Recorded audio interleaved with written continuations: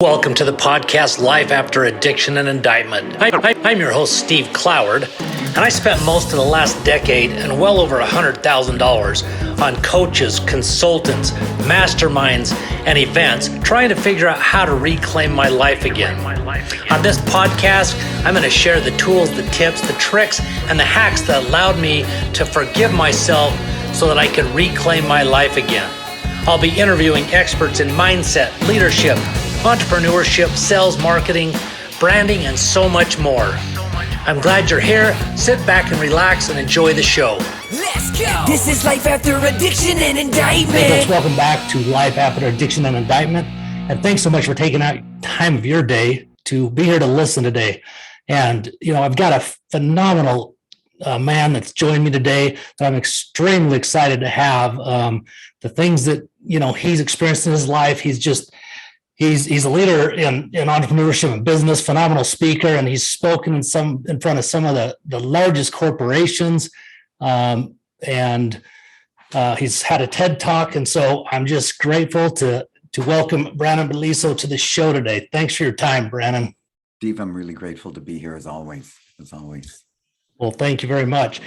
There's so many things to talk about, and my audience, people either who have struggled with a past that's kind of gotten in the way of their future. That's something that I experienced, in my life. And it really took me way too long to get out of my own way and figure out what it was that was holding me back. It doesn't matter if it's addiction. It doesn't matter if it's a legal problem.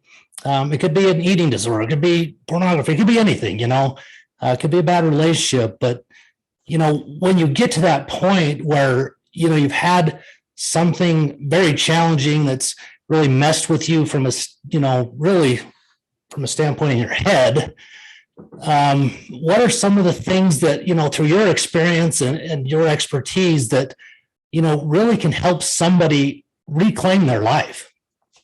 I think first recognizing that for many of us, most of the trauma happened, when we were small children, right? Yes. In my case, I was in a foster home at 11 months old. My father was physically abusive, beat my mom, beat us. I was molested when I was 8. I was molested when I was 12. So that victim mindset is something that I was born into. And when you don't feel you have a choice, much like addiction, right? You get to the point where I have no choice. That's how you feel. And that's when you surrender, right? That's how that whole process. You get sick and tired of being sick and tired. You hit the bottom. I mean, there's so many cliches for that. Yeah. Right? But living that victim mindset really is one of the fuels of addiction and dysfunction. And once I recognize, I'm not that 11-month-old kid in a foster home. I'm not the 8-year-old kid being molested right now. I'm a full-grown man, and I'm in a position to make different choices and develop a different skill set.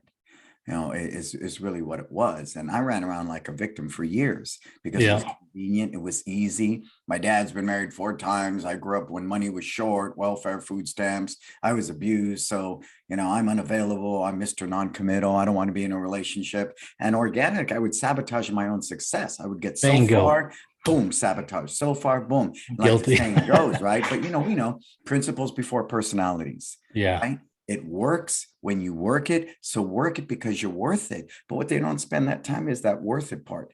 How do you get to the point, Steve, where you decide that you are truly worth happiness, truly worth balance, truly worth mental, physical, spiritual, emotional, and financial wealth? How do you get to that point? That to me is powerful because I think, there's so much of that goes on, and I appreciate your total transparency and vulnerability, because that's what's so powerful. I think so often we hide and are afraid and ashamed. And, I've noticed when I speak my truth about what I've experienced, that's what has the most power and influence on others. Because I think there's so many people, unfortunately, that have experienced things that you've experienced from a standpoint of, molestation and things like that, the shame or fear seems to be something that, allows them to stay trapped in a sense, to continue to be that victim. And so, what are the tools, or what were some of the things that really helped you, recognize it? Because like you said, we can't address anything if we really aren't aware of it. It's like in my addiction, until I really owned it and would admit to it, it doesn't matter who tried to help me, I wasn't listening. So, Well, I mean, let's go back to the beginning. We surrendered. We discovered that higher power. We surrendered, and we realized we didn't have to do it alone. And, I would stand on a stage. I was a big pop star in the Philippines. I'd stand in the front of 10,000 people and be alone. I'd be sitting with two women in my bed and I'm alone. It's just like, what's going on here? That's I hit crazy. the pinnacle of success in so many different arenas, and I would sabotage them and walk away because what ailed me was still there. And I say that all the time. I can change demographics, change jobs, change relationships. What's inside me is inside me.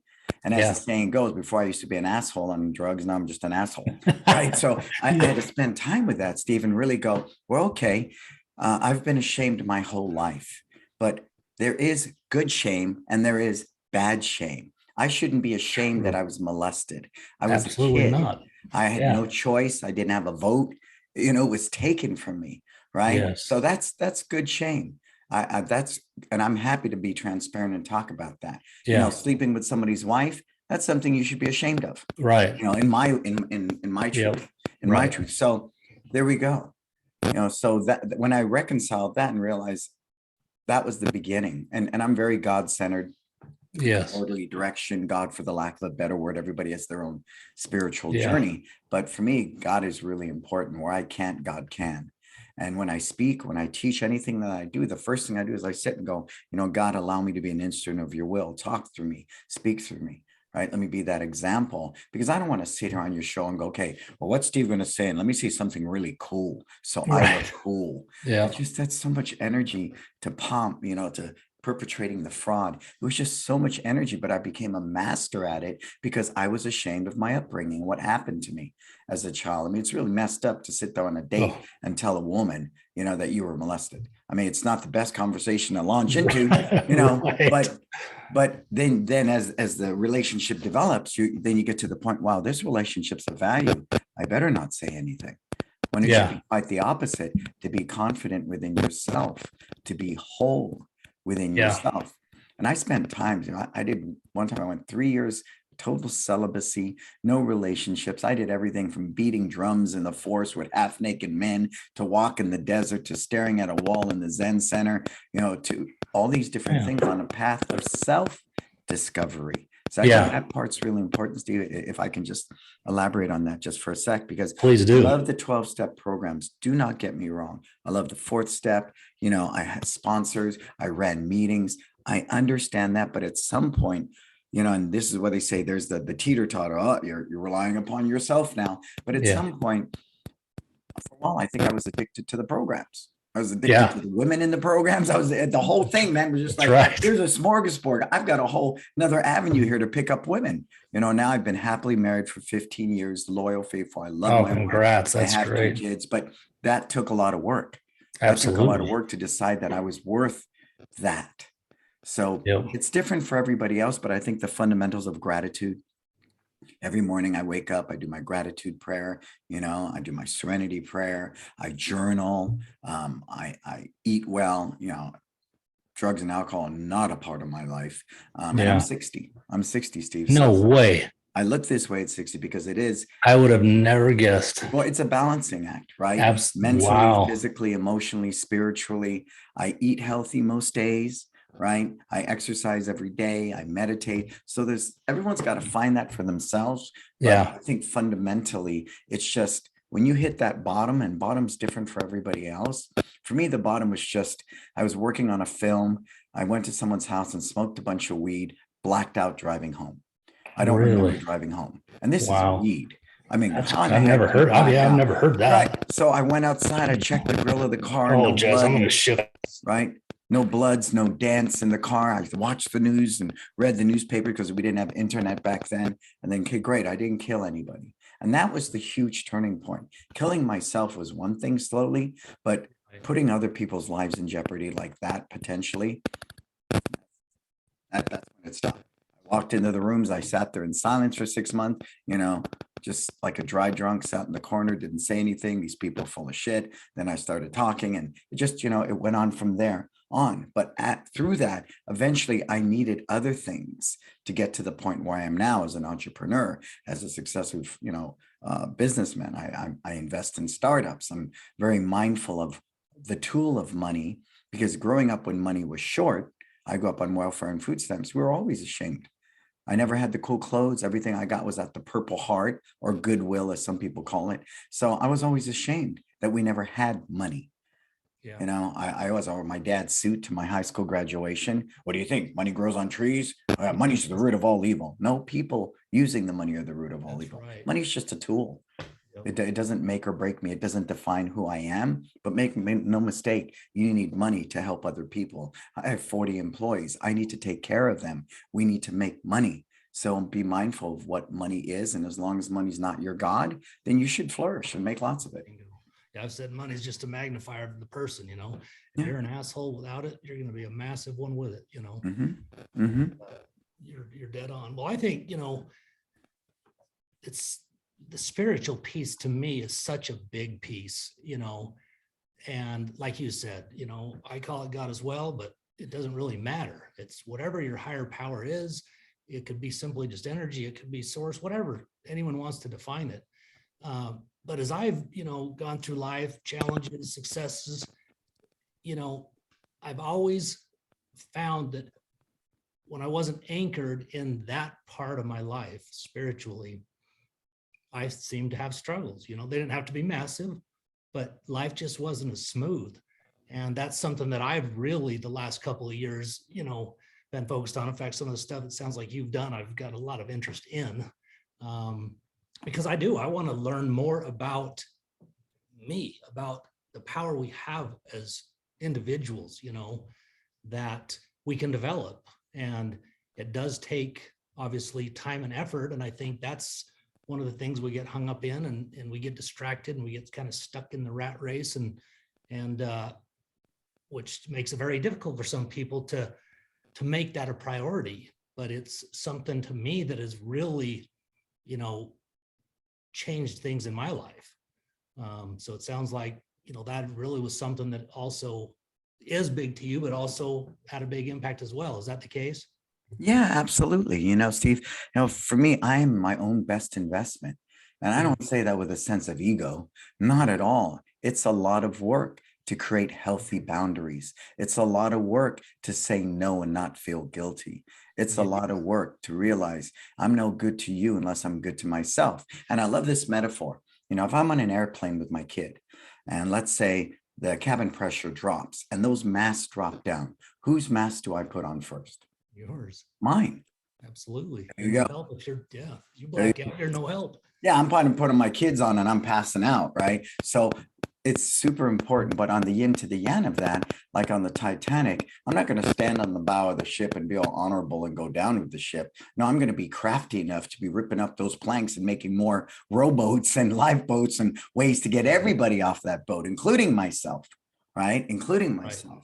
So I think that's the big thing, but it all comes back to that, it works when you work it, work it because you're worth it. You have to define that you're worth it. Now, worthiness based upon ego is ill-fated. It's fear-based, because every day we wake up, we either behave out of love or we behave out of fear, right? Fear, envy, jealousy, self-loathing, resentment, prejudice, on and on, love, gratitude, tolerance, patience, empathy. There's so many beautiful things under love, but it takes a lot of courage to live in love. Oh, you're going to, someone's going to break your heart. They're going to get over on you. It's going to happen anyways. That's just life. And if we study spiritual practices, suffering is part of it. It's just the way it is. We will suffer. People we love will die. We will go through financial hardship. We will go through heartbreak. It's just all going to happen. But we in America tend to put a lot of weight on suffering, a lot of weight. That's why, drug use here is so high. Everything's spending is high, the imbalance. Nobody wants to suffer. So we do everything we can to appear like we're not suffering. Look, I got the Rolex watch, the Lamborghini. Look, my social media, everything's perfect. I'm here, I'm there, I'm on this trip. But, the reality is suffering is just as equally of value and important as happiness. And through my suffering, I learned some of the best lessons I learned through my suffering. And I don't think I'm a good or bad person because of it. It's just part of life. You know, Disney's beautiful at that. You watch every Disney movie, there's always suffering, there's always adversity, right? The Lion King, the dad dies and, you know, he's got to fight his uncle, right? Frozen, the parents die in that, you know, out at sea. And then she's got to deal with her special gift of freezing. You know, Disney really gets it. Yeah. Disney gets that part because it makes the highs beautiful when you see the underdog win, like in the Avengers movie, right? It's 11th hour, no one's going to win. The Avengers are going to lose. And somehow, some way, the human spirit needs that. We need hope. Hope is the only thing greater than fear. Yeah. And so I choose to live in hope, no matter what adversity. And I own small businesses. So you know what it was like through the pandemic. It was insane. And now we're staring down the barrel of a recession, right? Yeah. So to be able to make it through that, and I've owned small businesses for 38 years. So I've seen .com bust, mortgage crisis, a recession, several wars. You know, how do you pivot through that and still keep your business, right? And that's powerful. That's powerful. So I don't think it's a bad thing. Suffering is just lessons to be learned and an opportunity to become a better version of yourself. Or I can crawl into that, you know, climb on that pity pot and poor me, and I can live there too. That's right. Yeah, that's the bottom line. It comes down to a choice. Mm-hmm. So for those that maybe don't, you know, that haven't been aware or aren't sure of maybe some of the tools that maybe have been a big benefit to you, what are some of the things that maybe you could share that, you know, would help somebody who is maybe suffering or maybe, you know, living in fear? There is a lot of uncertainty right now. There's no doubt about it. And I think a lot of people are definitely living in fear, tons of uncertainty. You know, what advice would you bring regarding the current state of affairs? Well, it's to really recognize. I apologize. I don't know what this problem is, but I've never What's had going it before. I unplugged my mic, but anyway, yeah. I hate the listeners having to put up with that. Maybe we're just having such a good time, Steve. It might be. Yeah, this is working. You know, I think the biggest thing for me was to recognize I'm not alone. That's it. I choose to be alone, right? And there's a huge difference there. I love my alone time, but I never get too lonely. Lonely means I crave for human contact, right? And so to have a good, stable network of people around you, like I said all the time, if I'm the smartest person in the room, I'm in the wrong room. So I want to have people that lift me up and inspire me and that I love being around, right? I mean, growing up with toxic parents, I gravitated towards toxic people because it was very familiar. Rip me down, tear me down, tell me I can't do it. I know the drill. I know the drill. So to hang out with people that are genuinely happy with themselves, so they're happy for your happiness, it was strange at first. So I think recognizing that. Number two, create a state of mind. You know, you said a lot of people have been on your show recently discussing mindset. Mindset is vital. It is so vital. So every day when I wake up, my routine is exactly the same. Even when I travel, I don't veer from it. I refuse to veer from because it puts me in a state to have the best day possible. I'm not saying what the day is going to be like because there'll be roadblocks, there'll be hardships, but I am in the most optimal state. So I meditate, I pray. First thing when I wake up, I breathe in, I am breathing. I breathe out, I am grateful. Because if I'm not breathing, I'm dead. So it's that simplistic. To be grateful for. Yeah, and you know, when someone said to me once, every day above ground is a good day. If you can have the most humble state of gratitude, then you're not looking for these grandiose brushstrokes. You know, I need the bigger home. I need the bigger car. I need the better job. I want out of this relationship and into that one. The grass is not greener on the other side. The grass is greener where you water it, right? We've heard that one before. So the morning routine is the same. I get out of bed the same way. I turn on my espresso machine the same way. I make the same latte for me and my wife. I kiss my kids. I kiss my wife. We all have breakfast together every morning when I'm here, unless I'm traveling. And that puts me in a state. I always put on music, makes my kids freaking nuts, but every morning, because I need to be in a state. So, you know, by the time I walk out that door, I'm grounded. I'm in the best place to be to receive whatever life's going to give me that day or whatever I'm going to cultivate. So get that morning routine, journal, please journal, because a lot of things can sit in your mind and it's very toxic. And it can start one thing in your mind and end up in just morph into this ugly, demented thing. And we know that. We've all been there at least once or twice, Steve, right? Where I know this truth about this person. I know they did this. Yeah. And then only to find out you were totally wrong, right? Yeah.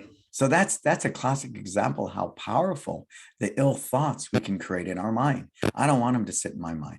So I have journals everywhere in my house, and I look at one journal, it's just F you, F you, F you, F you. I don't care. I call it regurgitation of the mind. I don't want it to sit in my brain. So I get it out and I put it on paper. It doesn't have to have rhyme or reason, but it did culminate into a book, and I have a great book called Live, Learn, Grow. And that's at Amazon. And you can listen to it too. I actually recorded the audio in George Lucas's studio, but Right on. but it's important to get that out. Is that on Audible as well? Yeah. Oh yeah. Yeah. It's an Sweet. I'll grab Audible. it on Audible. I like Yeah. it. And I did that in Lucas's studio. It was so cool to sit in Very the cool. sound booth where they conceptualized Jurassic Park and Star Wars. That's Spielberg cool. and Lucas. Yeah, it was very cool. But I had to narrate. See, that was part of my therapy. One was writing the book, two was narrating it. All of that's my continued therapy. Wow. I just don't want any of that stuff to sit inside me anymore. I want it all out. It's kind of like, a field. How can I plant healthy crop if it's loaded with weeds and pesticides? And I want to clear that thing out. And we have the ability to do that every day. I can clear that field out and rototill it and put healthy fertilizer and water, good seeds, and grow something new. We really can. But yet we don't think that. That's some of the best advice, that I could give, period, because, we've all, like you said, we've all experienced a lot of these same things and dark days and, a lot of it stems right from what you grab onto in your mind and then continue to build on that just takes you down a darker spiral. Yeah. And so I think, like you said, speaking about it, journaling about it, that regurgitation, that's fantastic. Well, let's do this. Let's shift a little bit and talk a little bit about, your entrepreneurial journey, your successes, the things that you've done, just because I want people to understand that somebody that's, come from a background that you experienced as a child, still can create anything that they choose. Yeah, absolutely. Absolutely. And to me, I understand definitely that that's what you've been able to do. I mean, I can sense the humility you have, the gratitude you have just by the way you, speak. And frankly, look, you just have that, that aura about you. Thank you. And so, I mean, to have someone like you on my show to be able to provide value to my audience is, something I want to really take advantage of, but make sure you understand how grateful I am as well. I'm a huge advocate of paying it forward, sir. Yes. I got to pay it forward, and you can only keep what you have by giving it away, and to teach something is to learn it twice. If I share these, and I tell people at the end of everything I do, don't listen to me and don't listen to anybody. The most empowering thing you could do is figure out what works for you.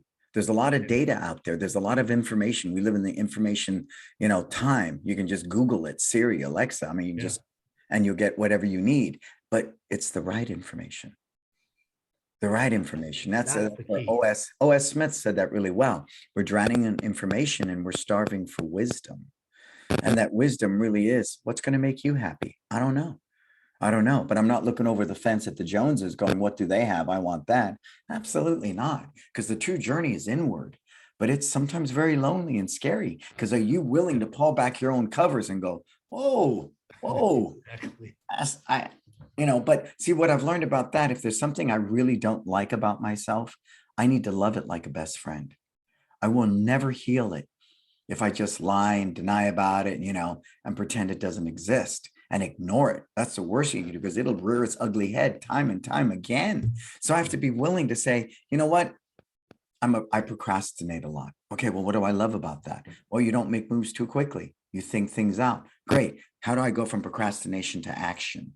Right. So as far as being an entrepreneur, I was very blessed. My papa came over here from the Philippines, 6th grade education during the 50s. Right. So 6th grade education, couldn't speak English, and he was poor, dirt poor. So he said at the time they were richer than me. They were white and they were intelligent. But the one thing they could never do was outwork me. And then my grandma came over here, had little coffee shops in the Tenderloin of San Francisco. She brought over 7 kids from the Philippines, helped them all buy homes and everything. So the entrepreneurial spirit has been alive in me since, I could push a broom in my grandma's restaurant. And my daddy's had his martial arts school for 50 years. I've owned small business for 38 years. There's no way I could work for someone. Degree black belt, was it, or eight? Yeah, you know, the belt just holds up Big your time pants. black belt. Yeah, I mean, the belt just holds up your pants. When the day's done, I want to be the best version of myself. And I think it shows how much work you put in yeah, to do that, to continue to grow as who you want to become. Like you say, the best version. well, and to be patient. And that's why that farmer mentality that I spoke of a minute ago, you know, if I plant crop, I don't get crop in a day, a month, 3 months. If it's a walnut tree, it's going to take several years before I have mature trees that'll bear fruit. The challenge is, especially when it comes to addiction, we like instant gratification. We want it right now. So we're willing to cut corners. And, you know, I mean, people do it every day, and there's just no way around being the best version of yourself. It's a constant. You're going to have to work at it. And so much like a great business. You know, you see them on the internet, everyone's got the latest cracking the code will, you know, grow your business to $1 million in 3 months. It doesn't work that way. It doesn't. So if you're not ready to invest, and that's why the investment mindset, whether it's the stock market, whether it's real estate, whether it's businesses, you have to be in it for the long haul. You know, and if you're not willing to do that, then go work for somebody. Go work for somebody. Right. I mean, right now the stock market is down. I'm not worried about it. I'm buying because I'm not going to sell right now. It makes no sense. But I've been through several markets like this. We had in the pandemic, we had in the mortgage crisis. So if you know that and you leave it there, historically, data will tell you over 20, 30 years, that market will be back up and, you know, everything will be fine. But again, people want instant gratification right now. I look this way because I work hard. Average person would go get a bunch of plastic surgery. That's not my choice. You know, that's not my choice. I prefer to work at it. This is what God's given me. I'm going to work with what he's given me and do the best. And I think that's a way of honoring my higher power is, you know, this is what I've been given, right? I'm going to play the best hand possible every time. That's great. Yeah, dude. I mean, you are definitely proof that you're doing the work. That's great. Well, so you mentioned your book that's on Amazon. Of course, I'm going to have all this in the show notes. So those that are listening, if you're driving or don't have the ability to write something down, don't worry. It'll all be there for you to just click a link and go pick up a copy. But what was it that, I mean, you said you were basically journaling, and that's what ended up, turning into a book. Was it just taking a lot of the things you saw and then just organizing and putting it together? What was it that really motivated you to turn it into a book? I mean, obviously, I know just in the short time we've met and talked that you are dead serious, and without a doubt, about truly giving, serving, paying it forward, which to me, that concept will never hurt anybody. No, it won't. That's the most powerful thing that you can do, frankly, I think.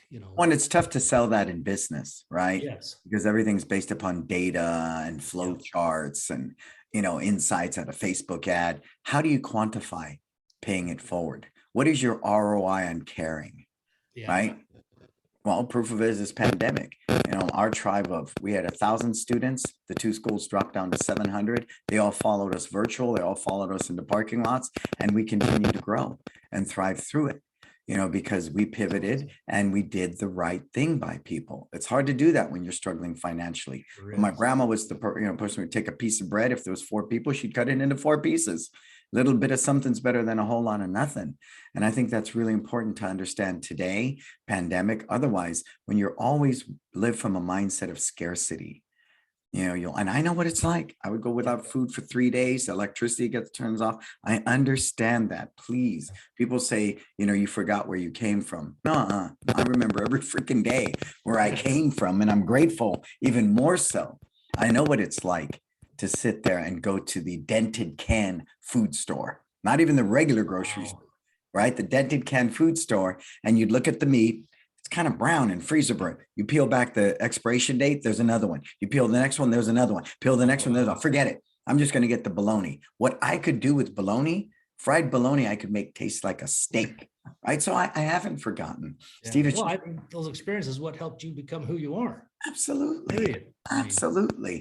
Absolutely. And if we're willing to be here, see, Lao Tse, he's a philosopher, said it really well. If I live in the past, I'm depressed. If I live in the future, then I'm filled with anxiety.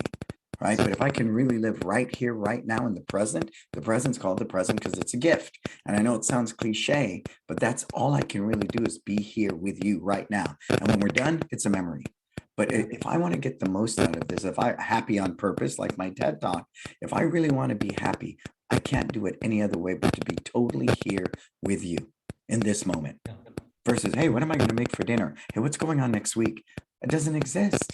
All that is the only reality we have is this. But what caused my addiction was I kept reliving that past. I wanted to do it over. Can I have a do-over? You can't do it over. It's the past. You can't do it over. And that's unless it's a chemical imbalance or something like that where people are medicated. I believe there's a lot of holistic cures for depression. Again, I'm not a doctor. If it's chemical imbalance, your doctors tell you what to do. Anybody listening, please do not stop your medication. This is my take, so I can't change the past. I can't. Yeah. But I can learn from it and embrace it and move it in this moment. Nor can I predict the future. I mean, I'm 60. What, I'm going to live to be 80, 100? Who knows? Yeah. Who knows? But if I could really be here right now, this is where happiness is in this moment. It really is. Yeah, that's something that's really been something that I've kind of started to really understand more and more that, all we have is right now. There really is no past, there is no future. Everything is right in that moment, and I love how you say, past is the past, you can't change it. So,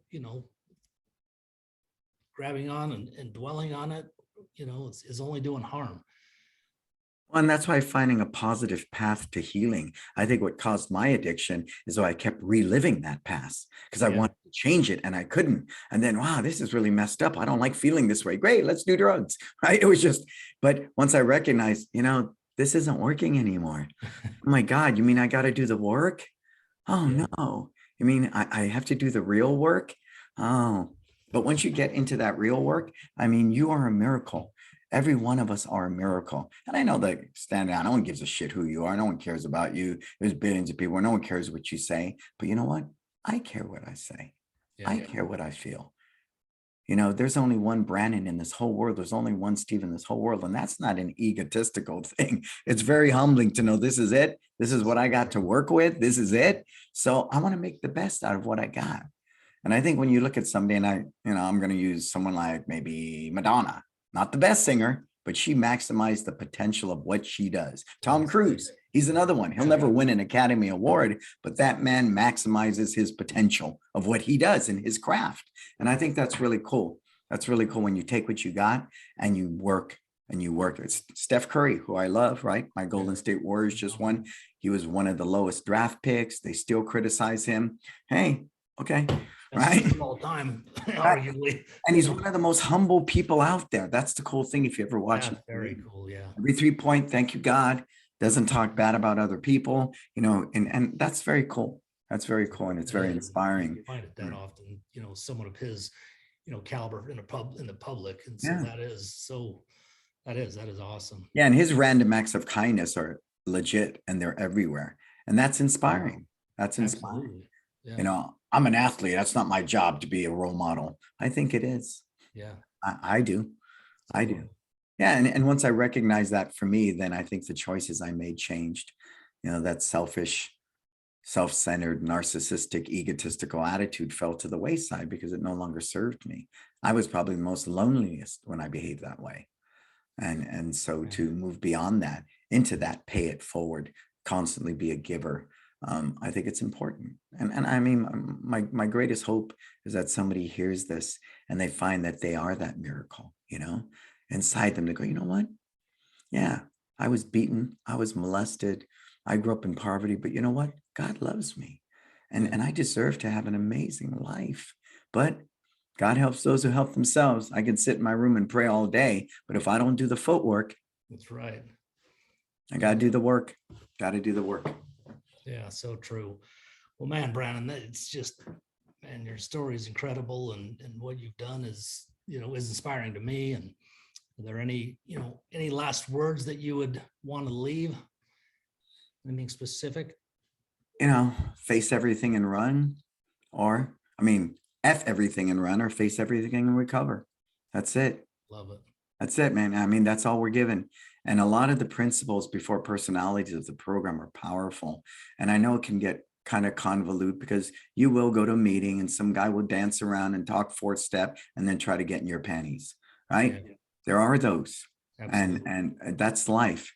You got to take the good with the bad. And if you're not willing to do that, but be self-centered enough, or balanced is a better word. Because someone said that to me, and I'll leave you with this. Someone said, man, Brannon, you're so full of yourself. I said, absolutely. They go, oh, I don't mean that as a compliment. Well, I do.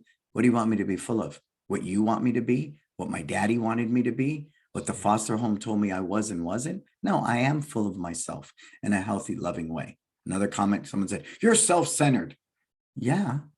If myself is centered, I'll make good choices and I'll take right action. So I think people look at that and really come at us because they're not willing to do that work, maybe, or maybe they're suffering their own things, that it's easy to look at someone that's really doing the work and striving to impact and serve the world and be the best version of themselves. It's like light on a vampire.